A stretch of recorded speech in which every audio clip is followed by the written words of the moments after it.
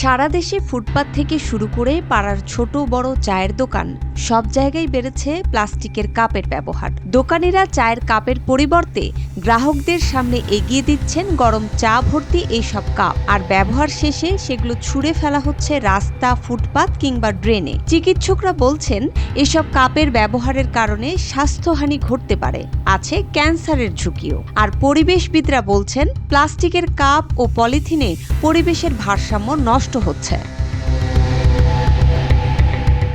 প্রতিবেশী রাষ্ট্র ভারত প্লাস্টিক মুক্ত দেশ গড়ার লক্ষ্যে ২০২০ সালের অক্টোবর থেকেই ৬টি প্লাস্টিকজাত পণ্যের ব্যবহার ও আমদানি সম্পূর্ণ নিষিদ্ধ করার খবর গণমাধ্যমে প্রকাশ করেছিল।